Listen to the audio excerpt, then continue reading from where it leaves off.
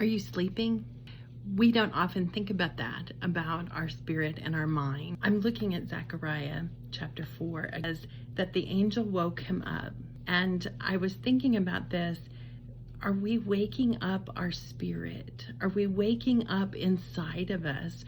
Or are we merely going from thing to thing and letting everything that comes at us determine what we think and say and do? Here it says he woke him up. So it's time for us to wake up our spirits. We are waking up our consciousness to God, to the Spirit, not to the world, but to God. Wake up your spirit today.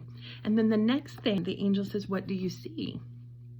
I think many times we get up and start our day without thinking about what do we see. When you visualize or when you think about your plan, your day, your work, your schedule, your family, the situations in front of you, your ministry, whatever it is, even just your routine, what do you see? Sometimes when we look at those things, we just see darkness and heaviness, and how can we? And visually inside of ourselves, we're seeing darkness. Well, darkness is the absence of light. Jesus is our light. So when we're looking and visualizing those things and we're seeing darkness, we're not seeing them in the light of Jesus. We need to see them in the light of God's presence, of his plan, his hand upon those things, his ability and his power and his strength.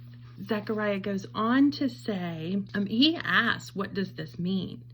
And the angel says, you can't force these things. Not by our power or our might. We're not going to finagle or configure or make it all work on our own. It's not by our might.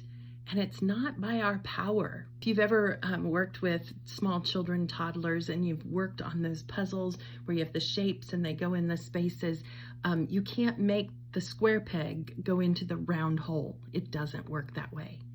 You have to put them in their proper places.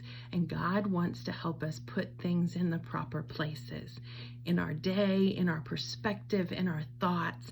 And so we need the light of Jesus, the power. It says it's by my spirit. So when we wake up our spirit and we look to see in our spirit what God has for us, what his power wants to accomplish today, we have a whole new perspective, and there is light brought to those plans so that we can fulfill the purpose that God has for us today in this moment. And that's what really matters.